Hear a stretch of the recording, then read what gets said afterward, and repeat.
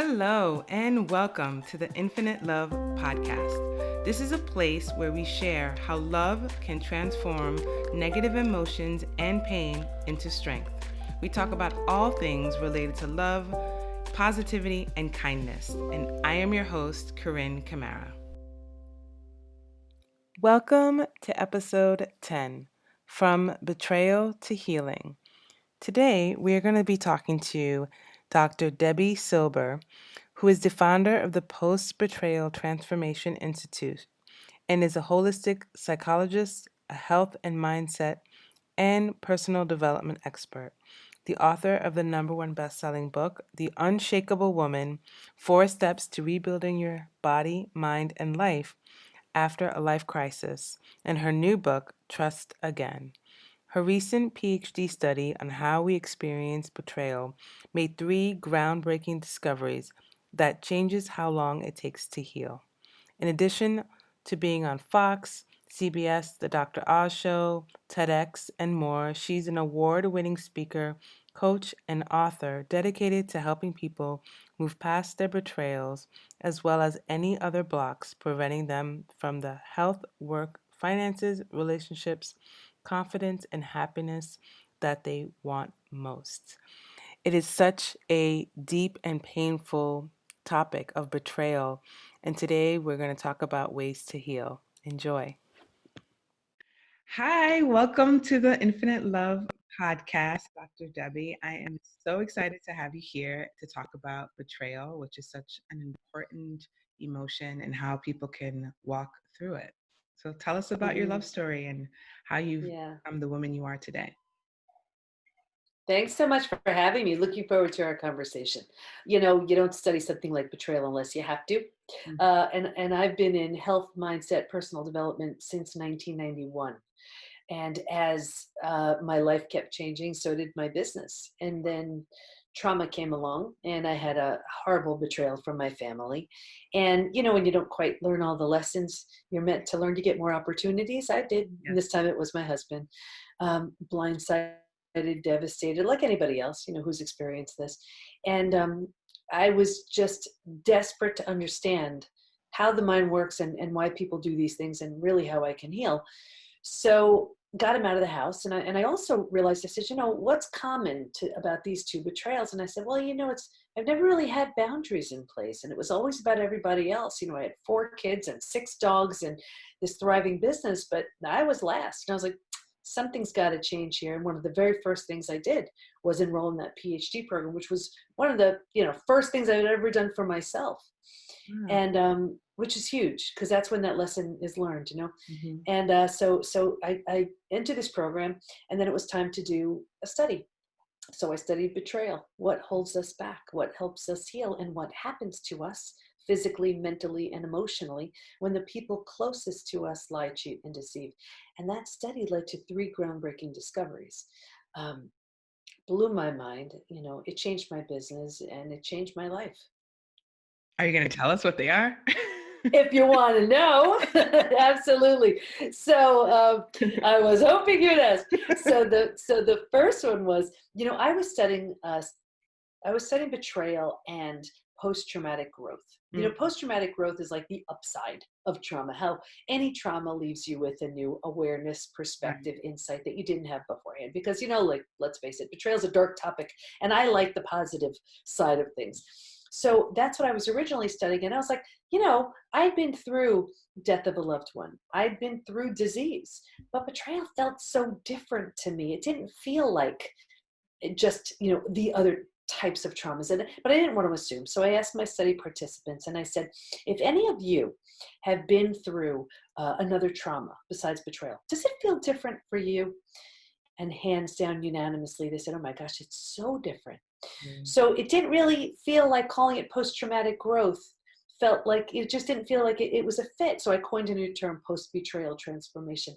And what that is, because think about it, when you lose someone you love, let's say, you grieve, you're sad, you mourn the loss. Life will never be the same, right? Right. But you don't take it personally. You know, it doesn't, the thing with betrayal is it feels so intentional. Right. So you take it so personally. So the whole self has to be rebuilt.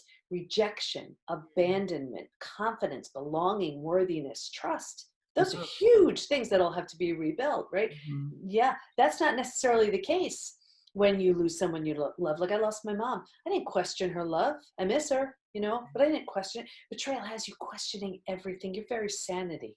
So it needed that new term, which is now called post betrayal transformation. That was the first one.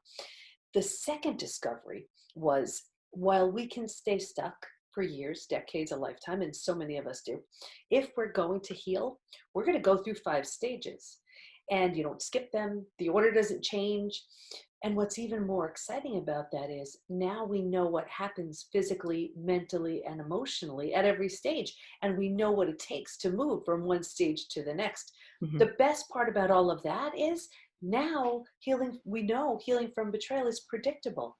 Because Mm. if someone is willing, if they know where they, and I'm happy to go through the 5 stages with you, if they know where they are, Right. and if they're willing to do what it takes to move to the next stage, they'll predictably get there. So there's no sort of floundering like, how do I get through this? We know how to get through it. That was the second one. The third discovery, this was a shocker too.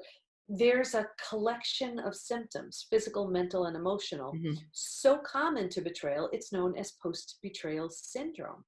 And we actually have a quiz on the site to see to what extent someone's struggling.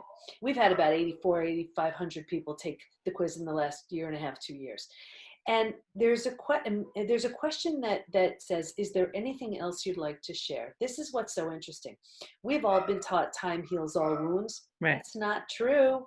Not when it comes to betrayal, because there's that question that says, is there anything else you'd like to share? And people say things like, my betrayal happened 40 years ago and I can still feel the hate. My Mm. betrayal happened 30 years ago and I'm not willing to trust again. My Mm. betrayal happened 15 years ago, it feels like it happened yesterday. Wow. So we know that that's, there is this collection of symptoms, and really unless you face it, feel it, heal it, it does not go away. And we know that what an unhealed betrayal looks like, and Mm. it shows up in every area of life. I can share with you what those are too. So it sounds like is there forgiveness work in the work that you do? Because a lot of that feels like you're holding on to all this pain, and Yeah. you're not forgiving the person or yourself. Well, yeah, forgiveness has a huge place in this. But what we found is when you do, of course, forgiveness is always for us, right? But when you do forgiveness too early, when you move towards it too early, it backfires. And if Interesting. it's not for the right reasons, it backfires. Yeah, So every you single have time. people walk Definitely. through a specific, almost like a grieving Yeah. process? It's, you know what, the order of these certain experiential activities and certain processes Mhm. are there for a reason, Mm. because you can't take on something like forgiveness right before in the very beginning. You need to make sense and meaning out of your experience. Mm. Like there are stages, I mean, and it clearly showed what people are ready for at different stages. Now willingness drives all of it, Mm. because if you're unwilling, if you have way too much to gain from hanging on to your story, and we see this in a classic stage 3, your healing is going nowhere. Mm. And I even thought that this was, my assumption, and as a researcher, you're not supposed to assume anything, but I was new at this, Right. and I thought, well, the people who were the hardest hit would grow the least because they had the most to overcome. That had nothing to do with it. Really? Nothing at all. It was the ones who just put their head down there like, I am just moving through this. I don't care what it takes. I am healing. Yeah. Yeah. They blew the Interesting. doors off Mhm. of some of the other ones. And there were 3 groups who didn't heal. And it was really clear why they didn't heal. And we know exactly why they, the ones who did, why they healed, and the ones that didn't, why they did not. 'Cause some people were willing to do the work. Well, that was definitely a part of it. So there was one group, it was interesting. There was one group where they just refused to accept their betrayal. They just were not getting over it. They were hanging on to it. It had become a very powerful story, part of who they were. It was their identity, and that's just it. Mhm. And so they didn't heal. The second group was the group who was numbing, avoiding, distracting. These were the ones who they ran to the doctor who put them on mood stabilizers or anti-anxiety meds, or they would reach for alcohol or food Yeah. or do anything to numb.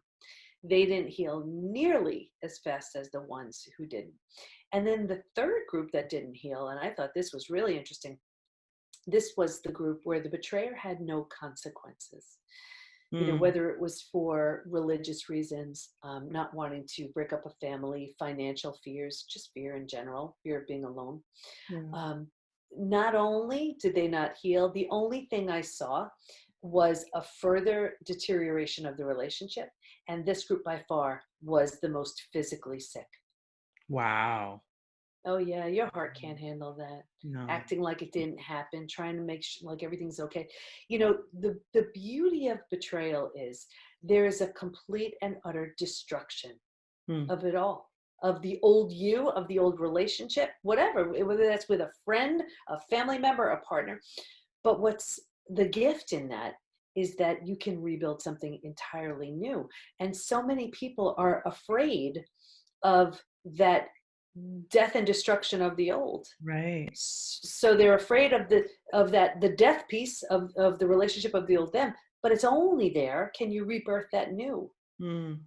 Yeah, Yeah. it's a hard decision for some people that are stuck in their own ways. It's like the fear of the unknown. Like, who am I going to be if I'm not holding on to this story or Hmm. this pain, and they can't see past that. It's challenging for some people, for sure. Yeah, and the best they get to is that they resign themselves to thinking, well, I guess this is as good as it's going to get. So, might as well, sort of set up camp here, and they're not happy with their health. They're not happy with their body. They're not happy with their relationships. They're not happy with their income, their lifestyles, their lives. But it's so much better Mhm. than the trauma, the deep, deep trauma they were feeling, that they think that's good and okay. And they stay rooted there. And it's interesting because the people who come to, our community, the PBT, Post Betrayal Transformation Institute community, it's really two. It's the ones who, of course, these are the ones who are blindsided, devastated, shocked. But then there's that group who's just been stuck.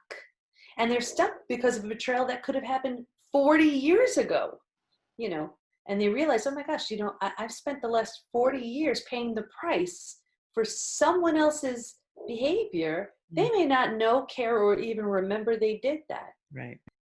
And here this person who's been betrayed, it is living a life as if it happened yesterday, and they have not moved any closer to rebuilding a beautiful life that is available to them if they're willing to just do certain things to let that go.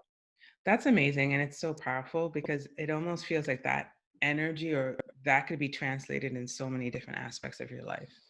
Just being Oh able yeah. to live in the moment, let go of the past, and step into your future that you want to create for yourself. Oh, and I'm not saying it's easy, but like for example, we'll see it in every major area of life where someone is hanging on to this unhealed betrayal.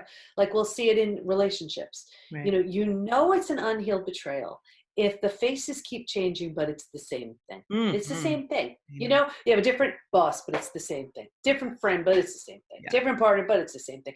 And people say to me all the time, "What the heck is it? What's the matter? Is it me?" Yes, it is you. It is. It is. Because unless Yes. you do something different, you're getting more and more opportunities to learn this lesson. Mhm. And you just don't. So then until you get the mother of all lessons where you're like, "Oh, I got it, I'm not doing that Right. again." So we see it in repeat betrayals. So when someone's like, I have the worst luck, it's not bad luck. It's an opportunity to learn something, and you're just not. So Right. you keep getting more and more opportunities. We also see it, those people where they put the big wall up. They're like, nope, no Not one's getting again. near my heart again. Mm-mm-mm. Yeah. And they look at it as a strength. Right. Like, well, I'm so strong, I'm not letting anybody close. And I know that's an unhealed betrayal. That's a sadness there. Your heart was broken. Trust was shattered, Yeah. and you're not going there. So you feel, well, you know what? You've resigned yourself to think, I am better off keeping everybody at a distance Right. than taking that chance and having my heart broken again. But that's a huge It disservice, is. because if you can't have those deep relationships, that level of intimacy, that level of trust, That's like half a life, I agree. I you was know? part of that club. That was my Yeah, club. many people are. The So many people are. big And I wall get it. up. That's it. You put that big wall up, and yes, we're protecting ourselves, but we're keeping out the good ones too. And it's not fair to us. No, And, and and it isn't. And it also, what I learned with that behavior pattern, that it walls off the good. So you that's wall off the it. bad, but you wall off the good. So you can't even receive love. You can't even And receive the goodness that life has to offer, because you've created this wall of not wanting to feel yeah. anything. So you can't Do close you off. know? You're so right. That was one of my biggest motivators for the book Trust Again, which is Oh, coming out soon, nice. and it's really about rebuilding Mhm. that trust. I look at trust as a brick wall, where it takes. Think about it. It could take years to build, Okay. brick by brick by brick, and then in one earth-shattering moment, the whole thing Done. could come tumbling down. Mhm. Now you can look at the rubble of brick and say, I don't have the least bit of interest Mm, in watching that brick wall be rebuilt. And that's totally fine. right. But if you do, if you're willing to watch that brick wall be rebuilt, you know, the only way it can be rebuilt again is the same way as it was the first time, brick by brick by brick. It Mhm. takes time. Mhm. Trust is foundational. So when it gets shattered, that's our sense of safety and security. And Mm, when it gets shattered, we're reeling from it. It doesn't make any sense. It right. doesn't make any sense. It doesn't. Yeah, but for me, I've learned to trust in myself, because Hmm. I find that, other people's emotions are other people's emotions, but I can trust me. So even if something hurts Absolutely. me, I could make the choice to love them anyway. I could always Yeah. make And that choice to be positive in those moments where I feel absolutely. like the world is against me. I feel like that's a choice that I can make and make a difference for myself in those moments. It's so important because and in the four-step trust rebuilding process that I teach, rebuilding trusting yourself is crucial. I mean, think about it with betrayal. Mm, That's one of the first things that shattered, because of absolutely. course you don't trust your betrayer, and then you think to yourself, well, I'm a bright person. How did I not see? How did I not Right. know? So we don't trust in ourselves either. So it was really interesting in the study too. There was a real move towards spirituality Mhm. as part of healing, whether it was the spiritual side of your religion, or people abandoned religion completely and just moved towards spirituality. They weren't really of any religious persuasion and moved towards spirituality. And I was Mhm. like, what's up with that? And I know I did that too. Yeah. And it was really for two reasons. You feel so ungrounded, because truly the foundation has been, the bottomed out on you. There is Right. no bottom. So it gives you that sense of connection.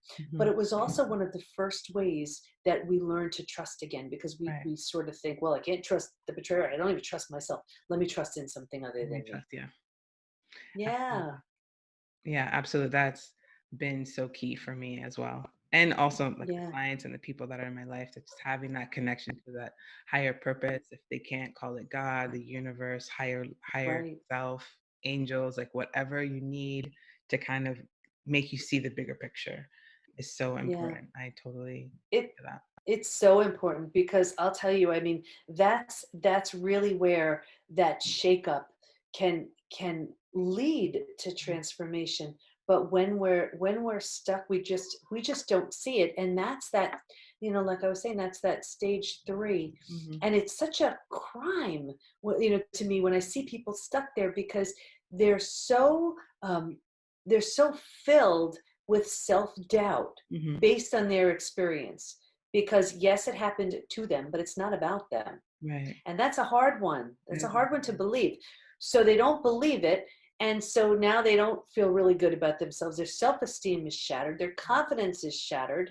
Now they're struggling with their health too, mhm. because one of when once the stress response is ignited from something like this, you're Right. headed for every single stress related symptom, illness, condition, disease. So now you're exhausted. Now you're gaining weight, or you have weight issues, you have digestive issues, which is so common. I Right. mean, it is just the absolute perfect storm. Yeah, absolutely. So you've been mentioning a few stages. So are they Hmm. stages of like kind of like the stages of grieving death, where you have different levels? And it's interesting because it's been compared to that, which is just like the most ridiculous honor ever. It's different because this is truly as it relates to betrayal, physically, mentally, and emotionally. And I'm happy to go through them Yeah. if that would. Yeah, Yeah, please. sure. Yeah. So the first stage is like a setup stage, and I just saw this with every single participant, me included. Hmm. If you imagine four legs of a table, right? The Okay. four legs being physical, mental, emotional, and spiritual. What I saw with every single study participant was this real heavy lean on the physical and the mental, and kind of neglecting the emotional and the spiritual. So what does that look like? Looks like we're really good at thinking and doing, not really prioritizing feeling and being. But it's in the feeling and being, like that's where our intuition lies, and we turn that Mm, down. right. you know but picture that table with only two legs, easy for the table to topple over, right? And Yeah. that's what happens. So that's not to say if you're busy or it's a setup for betrayal. It's just what I consistently saw. Stage two, here's the shock. This is when we're blindsided, and this is D-Day, discovery day. And what happens right after that? This is the breakdown of the body, the mind, the worldview. So you've now, the shock imprints on the body and mind. You're headed for every single stress related, symptom, that disease. Your mind is in a complete state of chaos and overwhelm. You can't wrap your mind around what you just learned. This makes no sense. Your world stops. It's in that like weird time warpy speed thing. Mhm. Your worldview is shattered. Your worldview is your mental model. These people are safe. Don't go here. This is okay. These are the rules. Right. And in a moment, it's totally shattered. And a new foundation hasn't been constructed yet. Mm, So this is truly where the bottom bottoms out. And I remember one of my study participants saying, you know what it feels like? It feels like every negative emotion you can experience, right. getting punched in the gut and losing a child in a crowd, Right. Mm, all at the same time. It's awful. terrible. You know, but here's the thing. If the bottom were to bottom out on you, what would you do? You'd grab hold of anything and everything you could to stay safe and stay Mhm. alive. Yeah. And that's stage three. Survival instincts emerge. It's the most practical stage. If you can't help me, get out of my way. How will I survive this experience? Where do I go? Who can I trust? How do I feed my kids? Like, it's totally practical. Mhm. But this is the stage. Once we figured out how to survive, it feels so much better than the trauma Mhm. and the fear of stage two, that we're like, oh, okay, I can do okay, it. this feels better. Yeah. I can do this. Yeah. But then we think that that's as good as it gets. You get stuck And then in we it. start getting all of these small self benefits for being there. We get to be right. Mhm. We like being right. We get someone to blame. We get a target for our anger. We get to justify not doing something. I can't do, look what I've been through. I can't do that. Right. Right. We don't have to do the hard work of learning to trust again. Do I trust you? Do I trust you? Forget, I won't trust anybody. And what we essentially do is start planting some deep roots right here. Mhm. And now the longer we're here, the longer we stay. It's Yeah. becoming our identity. Right. And so now we get situations and circumstances and people moving towards us, like energy attracts like energy. Right. And now we've created a new little home for ourselves, Mm. if we're willing to give up some of those benefits, right? Small self benefits for benefits that serve us so much better, like a way better story, being the heroine or hero of your story, Right. boosting your immune system, physically healing, doing something good with something really bad. We can move to stage four. And stage four, and you have to grieve. You have to do, certain things you have to do here, but you move to stage four, and that's finding and adjusting to a new normal. Mm. So here's where you realize my old normal doesn't exist anymore. I cannot undo my experience, but I can control, what I do here, what I do with it.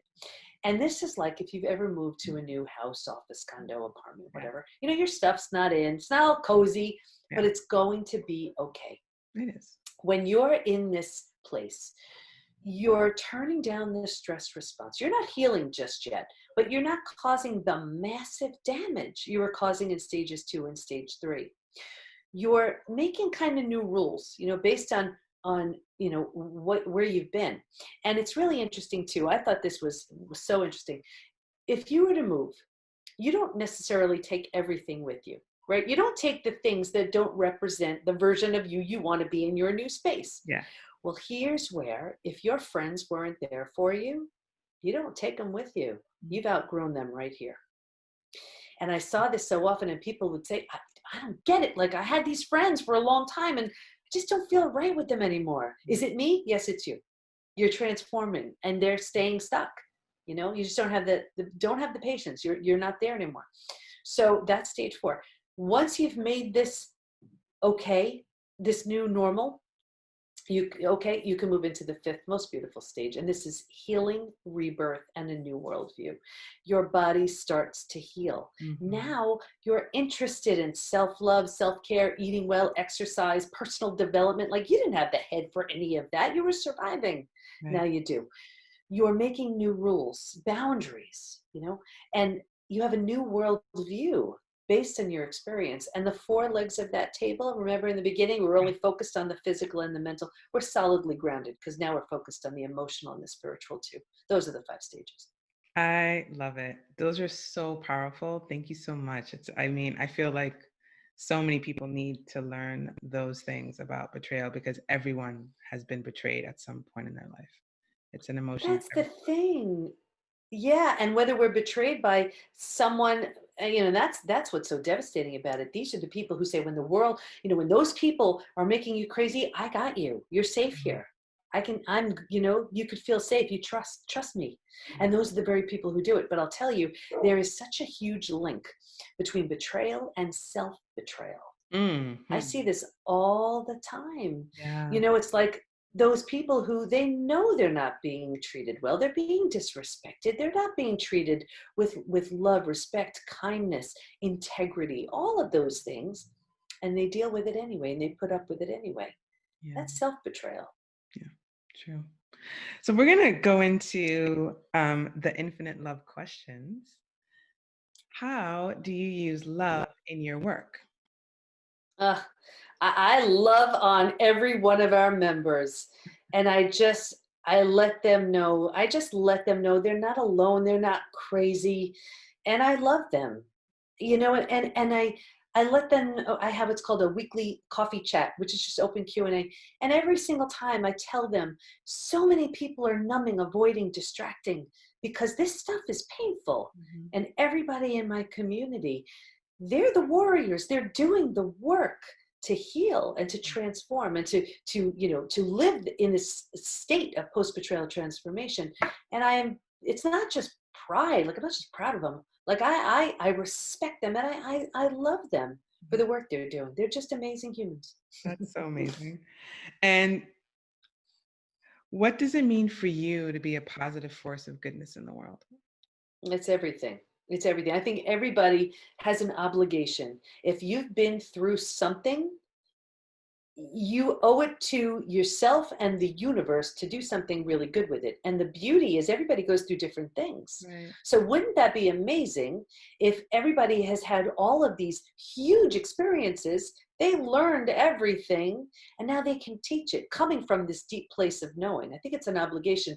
And I remember in the beginning, it was hard being this vulnerable and sharing my story. And Right. I was just hiding behind the study. I'm like, well, the study showed this, the study showed this. And, any good coach has a coach. My coach looks at me one day and he said, stop hiding behind your effing study already. And I was like, oh. And I realized, get out of the way. The judgment's going to come, the gossip's going to come. But this message is intended for the people who need to hear it. Yeah. And just, that's who I'm trying to reach. And everyone, I mean, that's why I love hearing people's stories because people's stories inspire other people to realize I'm not alone. They also have gone through something. Maybe it's not the same, but it's similar. And it's enough for them to be like, okay, like my pain can transform and I can help other people heal and create that circle of goodness and just helping Oh, people one person at a time. yeah, and that's the thing. I didn't do anything that anybody else couldn't do. I'm just speaking about it with the intention of helping other people. And I love learning from people who they've traveled a path that I'm interested in traveling. Right. Those are the people that I respect. I want to learn from them. Yeah. Nice. And What do you love most about your life? Oh, I mean, that's such a great question. Listen, I have 4 kids, a whole bunch of dogs. I'm doing, working in a place and space I love.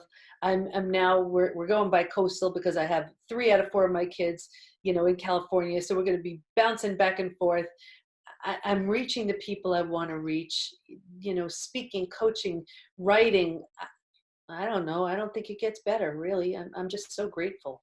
Nice. And how do you feel you receive love? Mm. How do I receive love? I don't know. I know my love language, and it's words. Yeah, and all my kids know, my husband knows. I need to hear those words. Like even before, I was FaceTiming with my daughter, one of my daughters, and she just gets right started with like all the things that's going on with her, and so I just acted like we were having this two-sided conversation. Oh, hey Ma, how are you? Oh, I'm good. Everything good with you?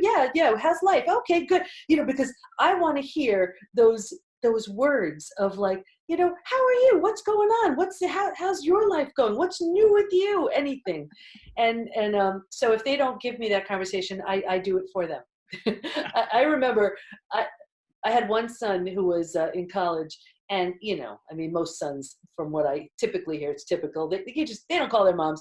So I remember writing a two-sided conversation one day, texting a two-sided conversation, and it was like, "Hi, Mom," and it was like back and forth, right? And I sent it to him, and I said, "Send this to me every week. This one guy, all you do is copy and paste." So that's how I receive love. And then did he do it? He did. He knew he had to. I was going to hunt him down if he didn't. That's so great. And when do you feel the most love? um, when I'm giving, Hmm. when I'm serving, yeah, yeah. When I'm uh, in my community and having those coffee chats, with these members and just giving. When I'm speaking, when I'm coaching, and when I'm giving, just period. When I'm giving. Do you feel that the betrayal that you went through has created your purpose in life? Oh, it's 100%. It's 100%. In fact, remember I was saying about the spiritual piece. Well, I had been spiritual about 10 years or so. So after my betrayal, I was searching for my own answers, and I went to a spiritual counselor who's since become a dear friend. And I walk in, and she's just laughing. She said, "Oh my gosh, you two planned this." It's like, "What?" She said, "Oh, yeah. You needed something so catastrophic so that he can become the husband, father, friend he's supposed to be. And you needed to heal and come from this deep place of knowing. You're going to have an institute and write books and have a big following all around betrayal." I'm like, "You're crazy." Every single thing she said happened. So Wow. yeah, I mean, I'm just living what I'm here to do now. Nice. And where has love created a miracle in your life? Mm.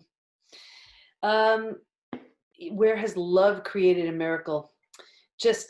I had no idea the strength and depth of love for family, for honesty, for commitment, for second chances, Mhm.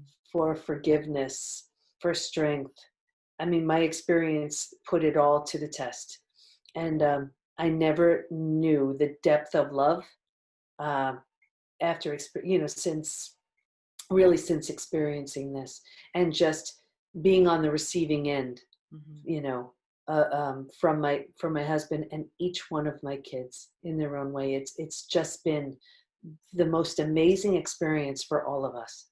Wow, that's powerful. That's such a beautiful story, because I feel like so many women have gone through something similar that you have, and it Hmm. completely tears their life apart. So And it does. but you were able to it rebuild it in a positive way. Some people, it doesn't. well, that's the thing. Like, with my family, it wasn't an option. Mhm. So when that's the case, you just rebuild yourself and move on. And I get the pain of that because I went through it.